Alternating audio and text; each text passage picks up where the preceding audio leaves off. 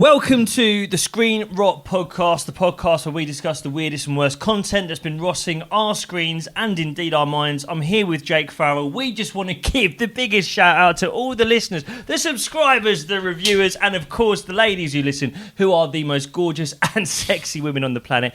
Big wink and a big kiss for you when we see you. How are you? Who'd have thought we'd get here? I mean, it's been nearly a year, hasn't it? It's been nearly a year we've been doing this. Well, now. it just made me think today because I turned up today in shorts and I was like, I remember doing the first one and it was That's like it, shorts. Yeah. We've only, like, in the space of like 57 weeks, we've probably only done about 6 episodes. Well, it's been so fucking shit. But yeah. We're almost at that point, and now we've got a new intro to go with. And what I do think is that I think we need to court that audience a bit. Do you know what I mean? That kind of like, hey guys, smash that subscribe button for me. Maybe we should start doing unboxings. We couldn't do unboxings of the stuff people send us. Like even the other day, right?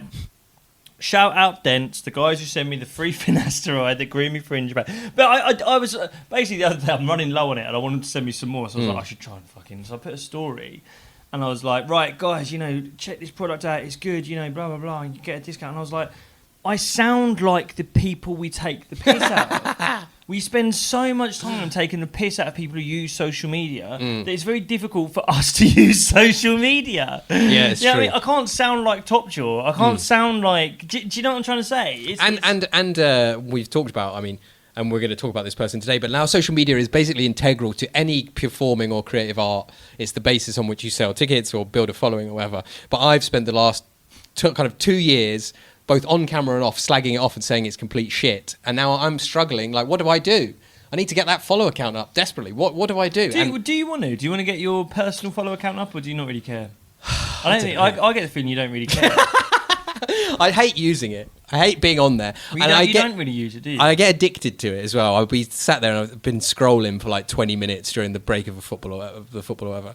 And it's just like, this is addict behaviour. I'd be better off with the fag. That was something quite funny that when we first spoke about doing the podcast, you were like, I'm up for it, but I am trying to stop using social media. Yeah. It's like, I've been watching a lot of The Sopranos recently and Christopher Molson, he's like constant battle with sobriety and Tony's basically like, fucking have a glass of wine. How bad can it fucking be? That's you, but with Instagram reels. The kindest thing you've ever said to me. You're Tony and I'm Christopher. The amount of times I'm going to tell Mrs. that you refer to me as Tony. Tony, yeah. I feel like Tony a lot of the time. Do you? Yeah, I know what you mean. It's I obviously do the social media stuff a lot. Big numbers, big paper. Well, no, I'm not really big numbers. I'm not like I relatively now. I don't think I am at all. Like I think if you think of like a comedian who's good on social media, you're talking to someone who's got like 100, 200,000 followers. I've got like less than 30. I'm not that good at it, but it's it does just dictate your life. But you've got a really clear like identity on it, and you make funny stuff. Well, what I always find funny about your stuff is people are like, yeah, it's kind of like he's written it. It's like stand up, but it's like him just talking into the camera. It's like, yeah. He's really good at writing jokes, and he's written some jokes, and then he's performed them into the camera. What do you fucking want? What more do you fucking want? I mean, the problem I've got, the problem I have with social media is I court two very different audiences. Is I court like I can do the football stuff, yes, or I can do a lot of the other sort of stuff I do, which is more my stand-up really, which is like talking from the perspective of a tired parent who just wishes they could get on it. Yeah. And that's my kind of stand-up persona and indeed my personality. But, what's interesting about that is I've found anyway that actually appeals to, that appeals to women. Yes. The amount of mums I get. Parenting. Yeah. I get so many mums. And then they scroll to the next reel. Bukayo Saka, has he gone downhill? Exactly, and it's really tough because the thing is I could have just done football, but I You don't want just football fans at the gigs. No, well, yeah, exactly. And also, like, there are days when I don't think about that. There are days when I think about something else. One day a week. It is tough. But, yeah, the whole social media thing, it is just... People have been saying as well that I have not done any social media content because I've got no ideas or creativity. That's wrong. It's because I'm taking a principled stand against it. I've got loads of ideas. I've got loads of character ideas. British boyfriend. But that... Imagine if your boyfriend was a fuckboy. British people do be like stuff as well. That's what I'm going to start doing that. But the thing is, I do like reels that are British people be like, but it's just done in the version of stand-up of like, you know, it's like. It's funny, one of the spreadsheet lads, shout out the spreadsheet lads, by the way. If you're a new listener and you're not sure what we're talking about when we say the spreadsheet lads, there are a few lads yes, it's as fucking weird as it sounds. who listened to the podcast, who reached out a while ago to say that they've created a spreadsheet where they rank the episodes by how much they think we hate the people we're talking about. We've met these lads, fucking great fellas, John T, Johnny, Bradley. I think there might be more, but we haven't met them. They might not, I don't know. Anyway, what was I saying? We're talking about social media. I don't know. We might have to watch it back.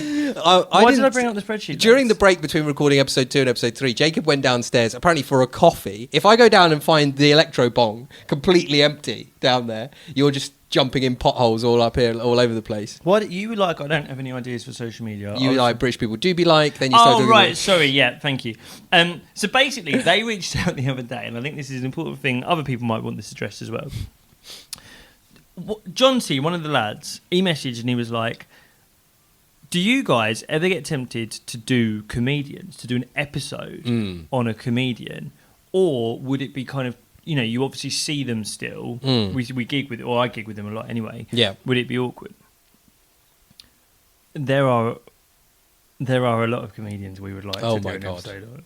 There are a lot of comedians whose social media output we find so not just bad, but fucking but nasty, definitely bad as well. But nasty. Yeah, bad it's stuff. horrible stuff. And like most comedians started doing social media stuff like 3 years ago when lockdown hit. Lockdown stuff. I had to like literally fucking psychologically headlock myself into doing it, and eventually the thing I could do, I was like, you know what, I will do stand up into a camera. Mm-hmm. I can't do characters, I cannot do sketches, and and it's like I will see like two comedians on a train together, and I'll be like, right, they're going to a gig, but then they'll do a sketch. They'll be like, you know, millennials on a train, and I look at that and I'll be like, which one of you suggested this? But like, I've done that. But like, as comedians, we're kind of colleagues in the sense that you see people every now and then. You never, you know, some people you get on with very well. Some people you're just acquaintances. And in like those cases, you're like, it's, you know, you do small talk when you see people. People see me, they ask how my kids are. They ask how the tour's going, blah blah, blah, and you move on. We killed that cat yet? Yeah. But at what point do you go, do you fancy getting a camera out? And I can be a 30-year-old millennial who's obsessed with social media, and you can be one who just wants to have a beer. It's like, what the fuck? I'm bad. I feel bad because it's very obvious what I'm talking about now. Dad started the Iraq War, so I don't care. But fuck off. Anyway.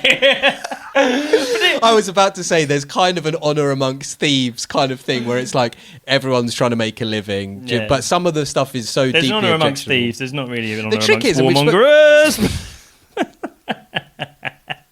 the trick is, I think, like we've spoken about, and this is what the podcast is a product of, and hopefully this comes across, is to try and find what you find funny or enjoyable, a way of putting that out into the world, right? And like that's why I like doing this. This is fun. I don't like looking into my camera so much. But that's maybe I'll take ideas. If the Rotters want to send in things that they think that I think might be enjoyable to do, I'll do it. Should we do that? Should we crowdsource my social media Jake's persona? social media output. Well, all right, let's do that. So we're launching the Patreon very shortly after this, actually, because this will go out about 3 weeks before the live episode, and then after the live episode, the Patreon is up. So that will be one of the first things that we say people can do. You can suggest what Jake's social media output is. He'll do sketches Based on audience suggestions. Oh, I'm gonna get you to do a character. I'm gonna get someone to suggest like I don't know, like Portuguese fuckboy or something. Hello, my name is Bruno Fernandes. I'm fuckboy. Portuguese, unbelievably. I feel like, I don't know if it's just the Portuguese footballers, very self-assured people. Ruben Diaz doesn't look like he's ever had a piece of self-doubt in his life. Yeah, they're confident people. They also... he's a stunningly good-looking man, to be fair. Yeah, they are. They're all fairly good-looking. Yeah, I like the Portuguese. I like Love a Sagres. Should we go through all of the nationalities and I can say which ones I like and don't? Not going to make it to the live show. Fucking Swedes. No, I'm joking. Right, let's get into this week. So, this week is someone who has been suggested a couple of times, but there have also been a few similar to him. Mm-hmm. It's a musician. I'm trying to think how many musicians we've done. Aldag? But I mean, did we really do Aldag? Yeah, that didn't make a word of sense, that episode. We did the poet, the nameless poet, who we shan't name. He was kind of semi... Don't let him be called music. Semi-musician. That's not music. Have we done any others? Have we done any other musicians? I don't know. Have. Well, all right. So, I've forgotten his first name. I think it's Andrew, isn't it? Yeah. All right. Listen, we'll go with We'll that. apologise in a minute. Well, we won't because he's a cunt. This week we're talking about Andrew Goodwin. In the sunshine.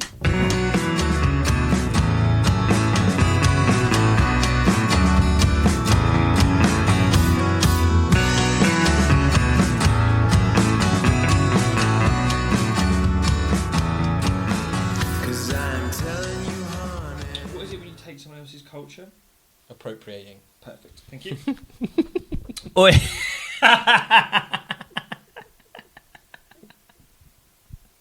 Oh, we do have a laugh. That was so like a really scary thing. Thank you. Here we go. I'll leave that in. Go on. I wonder where this is going. Oi, get on this, mate. 2-1, this gets bleeped.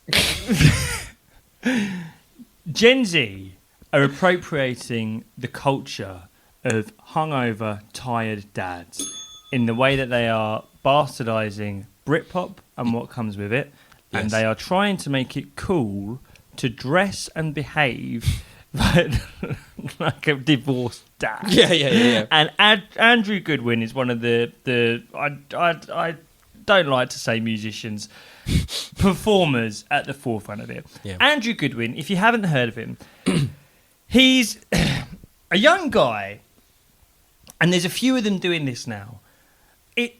I don't know what's happened. The algorithm has started showing 19-year-olds Oasis, right? And they really like it. Bear in mind, we're at a point with kind of like popular music where there haven't been like a band in the top 10 in about 15 years. Yeah. I don't think since the Kooks we've had a band, have we? There's like that Youngblood kid, but I don't think he can play an the instrument. 1975, they're quite big, but he's got Taylor Swift. Kinda, yeah. But they're not really guitar-y. They're not guitar-y. They're not guitar-y, are they? No. So Andrew Goodwin, he's a young musician, and he's doing Britpop. Yes. He's doing Britpop, well, kind of indie Britpop. Well, do you know what it sounds like? And so someone commented this on one of his videos, and I was like, that is fucking bang on. It sounds like the music you would hear in a kind of 7-second snippet of the In-Betweeners as they're driving from one person's house to another. That's so good. Whoever that Instagram is, have a fucking ding, mate, because it's banging. But that's what it is, and it doesn't make sense for young, good-looking kids to do Britpop. Yeah. Because you don't exist within the framework of Britpop. Like, there is a reason that there's a reason that they made Common People in the 90s. Because there was like a cultural the bell's gonna be worn out around in a minute. it. Yeah. But it made sense to make that music then. There's no reason to make that music now, and there's loads of them, and they've got the aesthetic of it. They've got the haircut. Yes, they kind of wear the clothes. Well, I think dressing up in the manner that he dresses is as much a costume as if he were to wear like a lucha libre Mexican wrestler. Do you know what I mean? Like, it's so specific to the it's a costume rather than an outfit. Yeah. It's like you say, outside of the framework of like, this is the early 90s, Manchester, like kind of off the back of rave culture. Like, it is so pronounced and so, what's the word, like mannered. I just find it really odd. And I'm very suspicious of people that do this.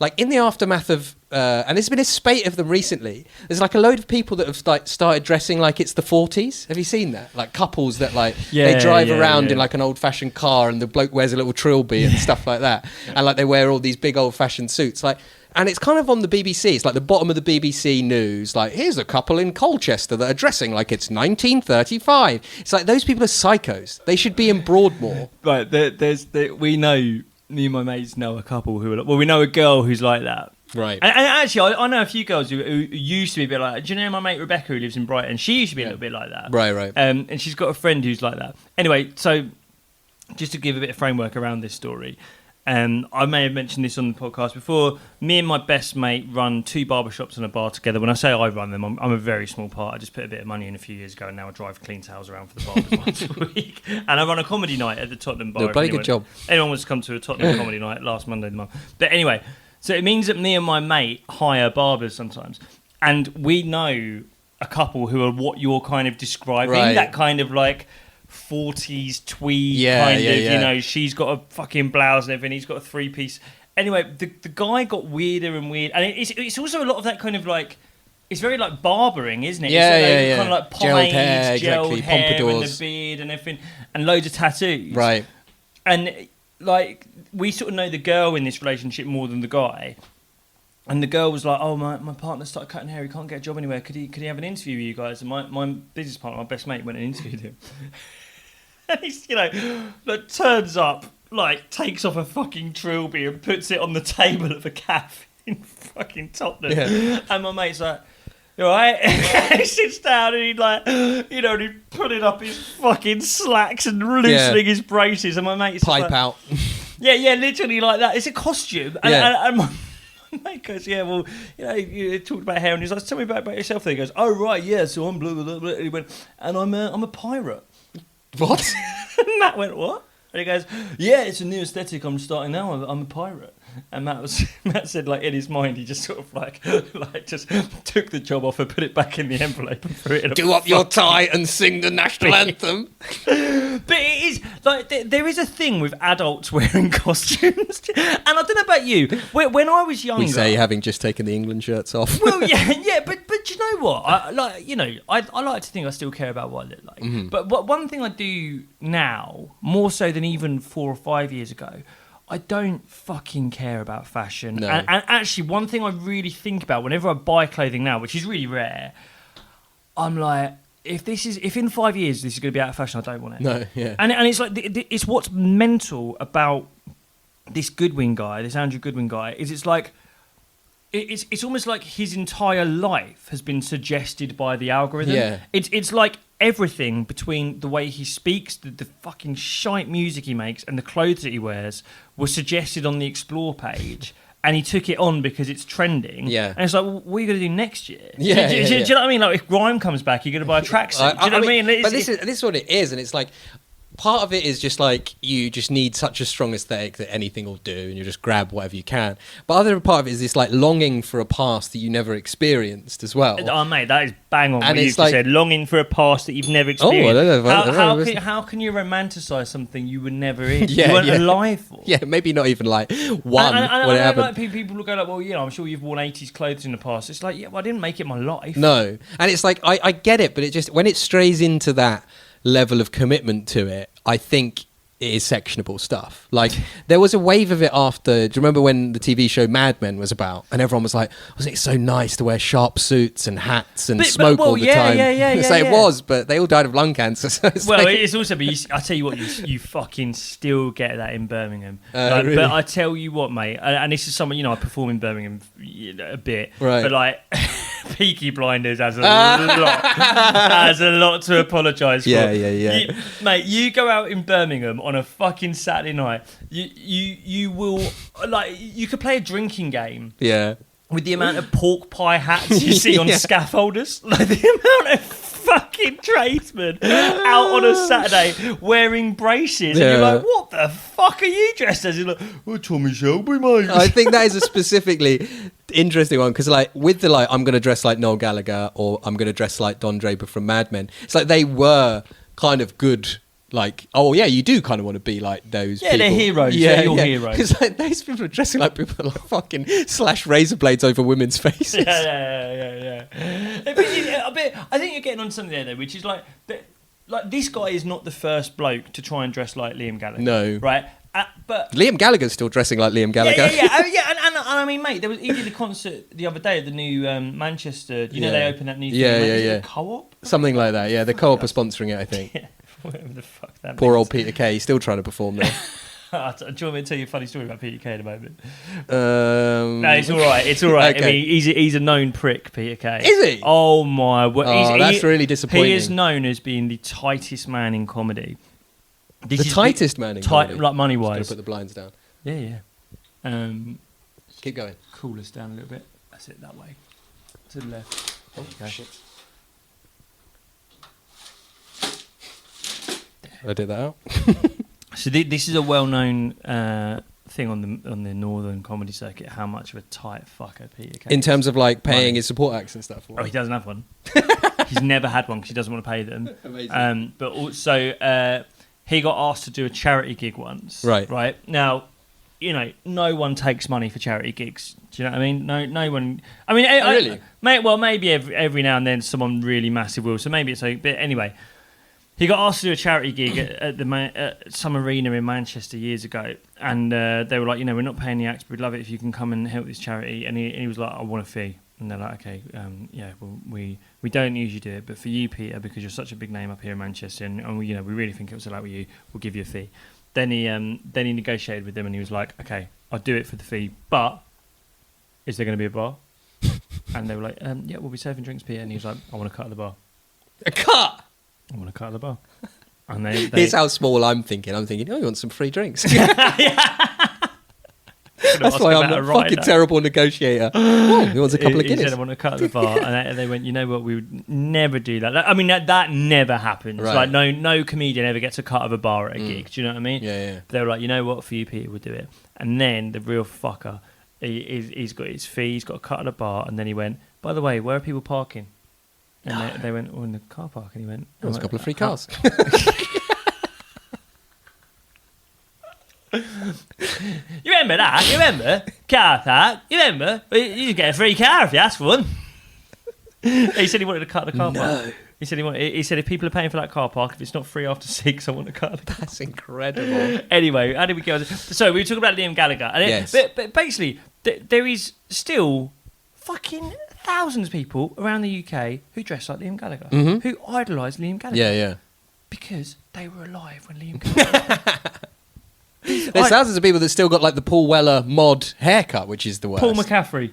Has he got it? Yeah, you've met Paul I thought he'd McCaffrey. gone short. I thought he'd gone short. He's short, but he's still the sides are longer than the fringe. McCaffrey's got the haircut. Incredible comedian. Yeah, oh, fuck We've yeah, already I slandered love one Paul. of Britain's most beloved entertainers. We can't do two. Paul McCaffrey, and I'd say he'd want the car park and the bar. But no, I'm joking. I love Paul Spitz. But yeah, the thing is, what I'm trying to get at is it makes sense when... Like, if you spent the rest of your life dressing like the fucking lead singer in the Arctic Monkeys, maybe a bad example because he changes the way he looks every 2 years. Yeah. Do you know, it would make sense because that was your youth. They were the biggest band of our youth. It doesn't make sense for this kid to fucking do it. And let's watch some of this now because so we can watch both of the two clips, one after the other. Yeah. This is, he released a song, and also there are a lot of these kind of like Britpop guys who sing like this now. I don't know where they went to school, and I've got on good authority this guy did go to an expensive Stockport grammar school, 15k a year. Thank you very much.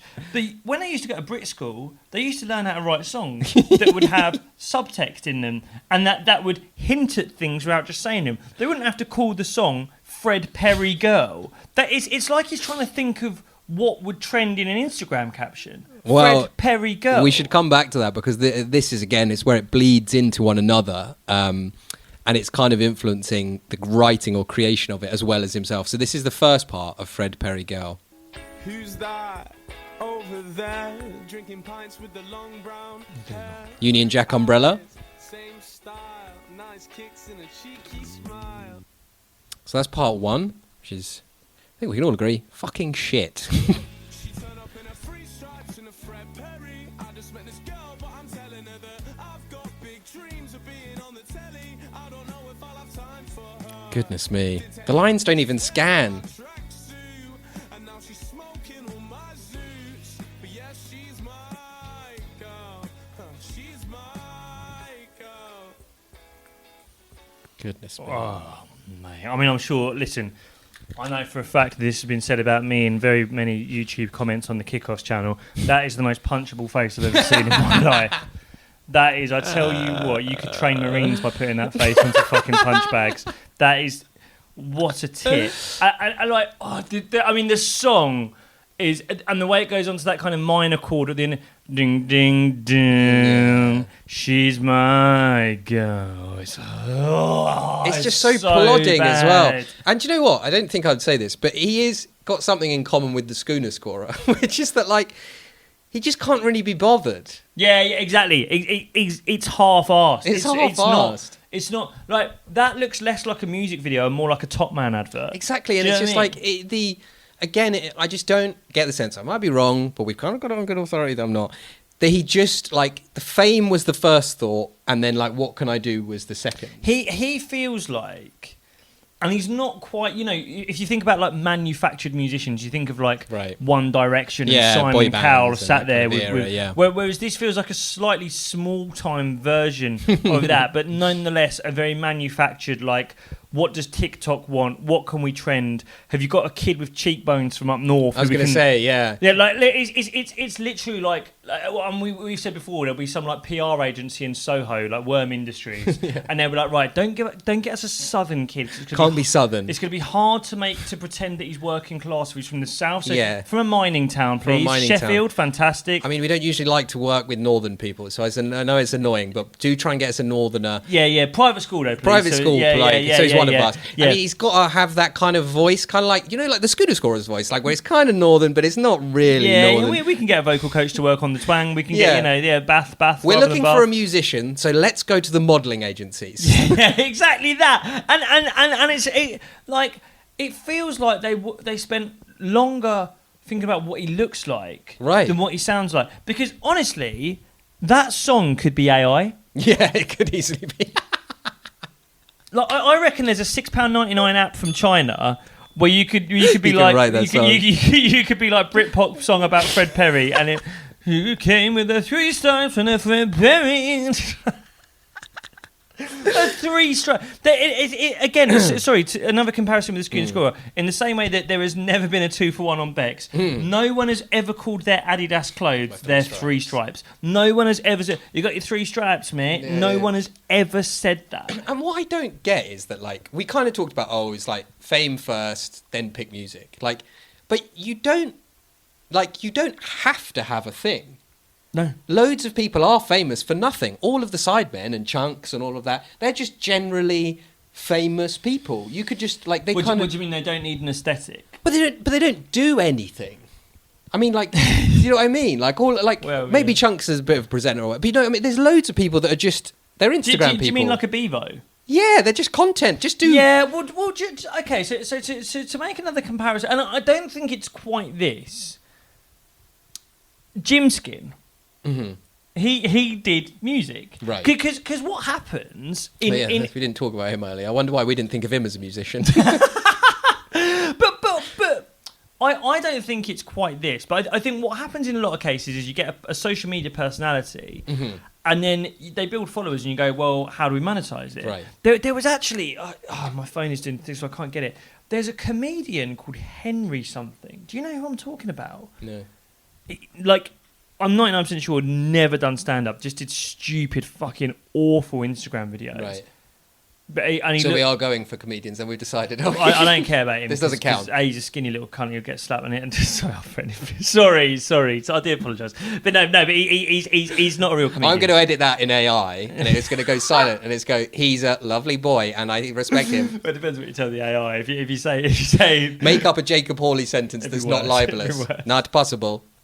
Not possible. Henry something. Mate, I wish I could. If you went on Instagram on there and just no, we don't need to fully name him. I'm trying not to fully name him. Properly. No, I don't care. But he's not a real comedian. But basically, this guy was making like stupid online videos. Millennials be like this, but now has started learning stand-up in the same way as Munya Chihuahua. Mm-hmm. You know that guy.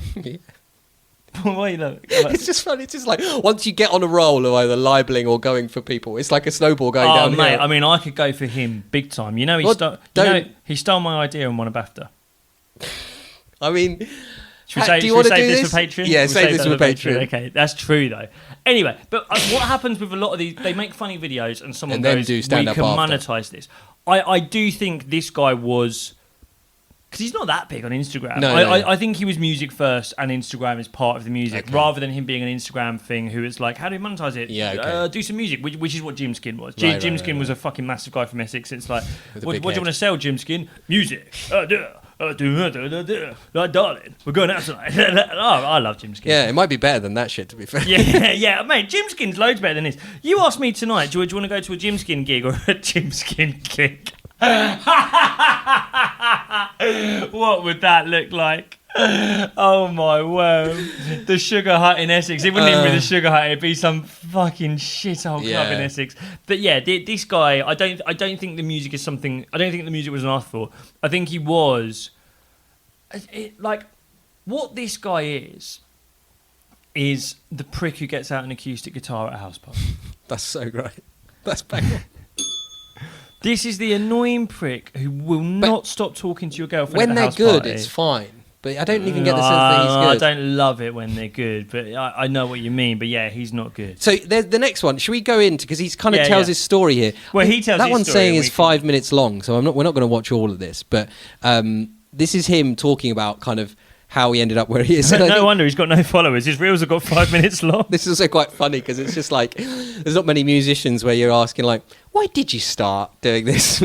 Yeah, no, that's such a good point. It's a real telltale sign of how well this is going. He's had to make a 5 minute explanation as to why he releases music. So I was flicking through my own Instagram and TikTok today, as self-centered as that is, and it's come to my attention that all I've been doing is churning out videos of me singing along to my own tunes or playing the tunes live, trying to come up with witty captions, trying to get views, trying to get It's very likes. similar to Aldag in a lot of ways. And some of it's worked quite well, some of it not so much, and I noticed that. But the main thing that came to light was that I'd just been sharing all this shit without sharing anything about me, and all I am is this fucking Instagram, TikTok singer. That is all you are, yeah. Pull that back, trying to make. What, were you trying to be a novelist? What's going on? Know who I am, what I'm about. What you're So about? I've taken myself on a walk, I'm going to do a And I'm 5 gonna minute try explanation. compress 20 odd years to get to where I am now into a matter of minutes. God, I'm so bored. On a little video. So my name's Andy. Hi, Andy. From I'm an alcoholic. Greater Manchester. I'm from Greater Manchester. No one speaks like that. Uni. That's what you want to. It's a character. Yeah. Finished school, then went to uni. Uni. All the way through uni, knew that this was nothing that I wanted to do. What? Oh, the uni During wasn't. that time, He's looking around like he's music kind had of always been a big worried the thing. cops are In going case someone's going to catch him and go, this is bollocks, not true. Crowbar that into my life somehow, but didn't really have a way of doing it. So when I finished uni, my fucking last hit of Fucking- hope to make music something that could be part of my life was coming to London and studying music for a year. Right, I've had enough. Came This is down, boring. did that. So that's like this is. We don't know anything more about him because we couldn't get through it. I'm sorry, guys. We were trying to find out the story Fucking hell. behind it. I had to watch it. I had to watch it once for the thing. It's basically like, it's funny because you told me on arrival here today we've received some information from an unnamed source that he's not quite as salt of the earth as perhaps he would. Yeah, need he went to to be. private school. And so basically throughout that video, which I did watch, there's nothing to be added for that. He basically talks about he's always wanted to do music, went to uni, wasn't interested in that. Then he'd come to London and like working in bars all the time, working in bars to pay the rent, working in about 20 bars, and that's his thing, right?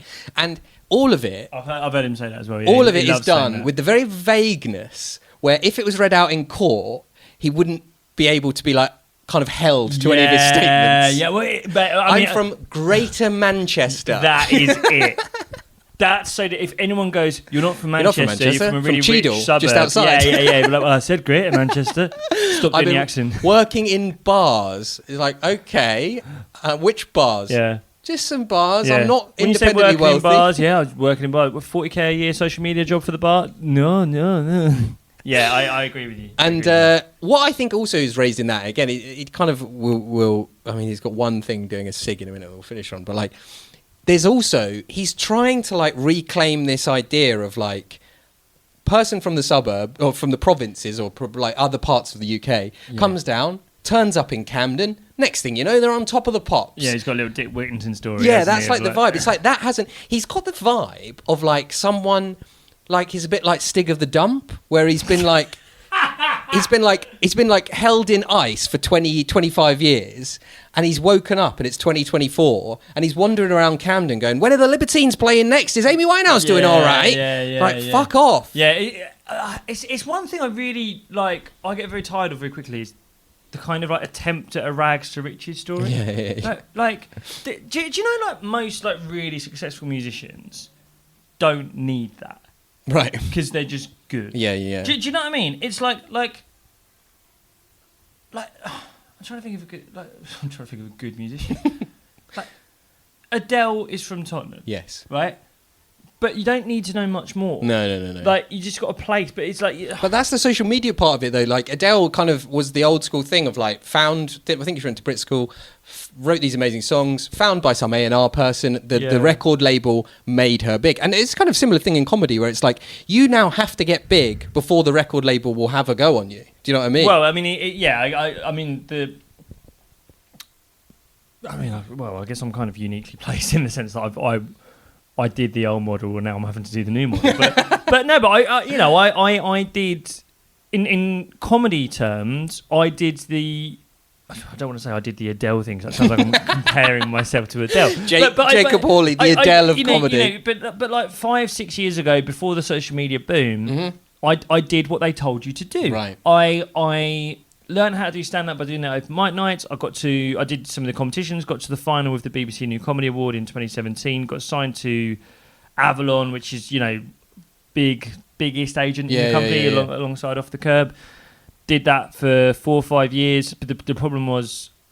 Well, there's a lot of problems. That's another podcast. I had to apologise to the commissioners at Sky.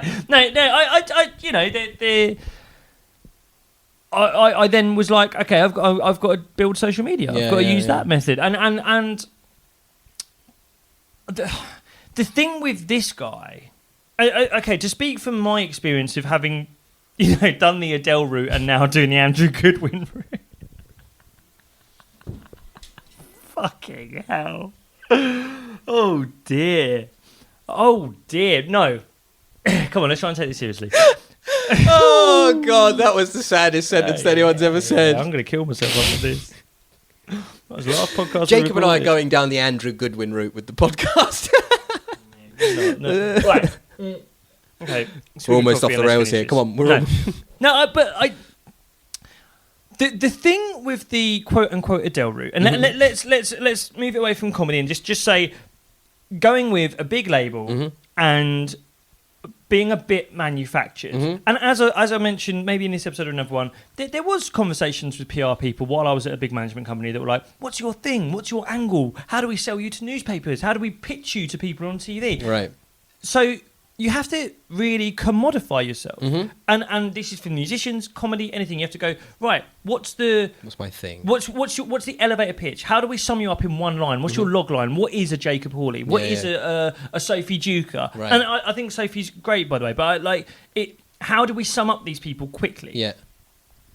Social media removes all of that. All right.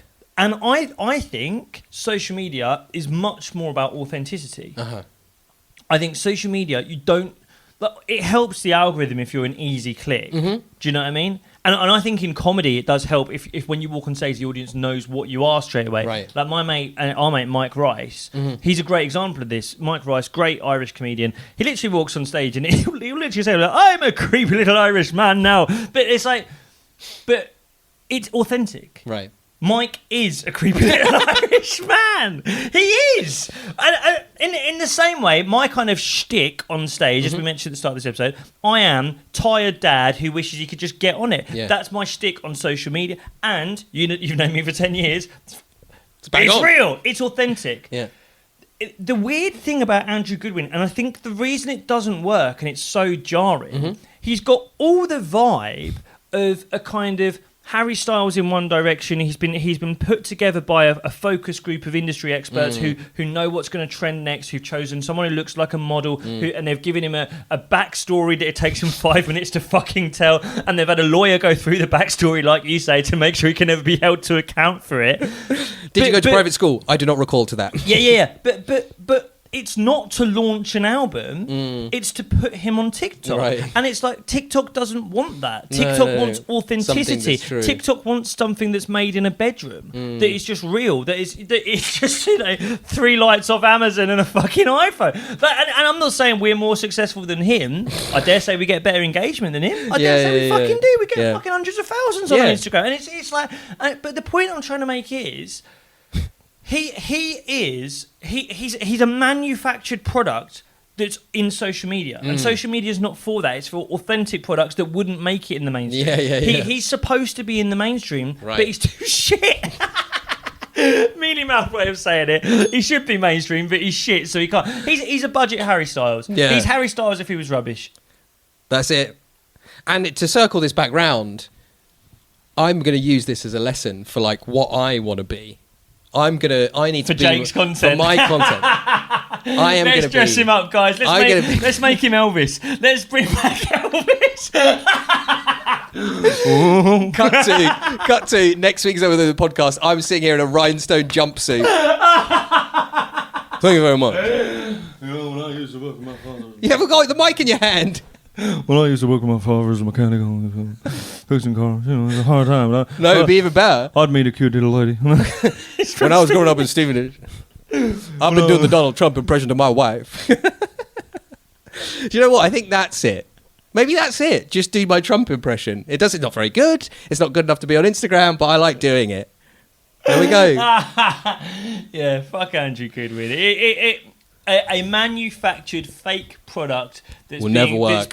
But the problem is they're trying to sell it in plain sight on social media where we can all see through it. If you'd have just stuck him on fucking Radio 1, if you'd have given it, back in the day, if you'd have got some, Fraser Smith or whatever it is who writes all the Stormzy stuff, if you'd have got someone like that to just write an album for him and throw him on the TV and radio, we'd have all gone, yeah, fair enough, that's what you guys do. But when you put him in plain sight, we can see through it, and he's not from Greater Manchester. Be yourself, everyone. Don't try and be someone else. Thank you very much.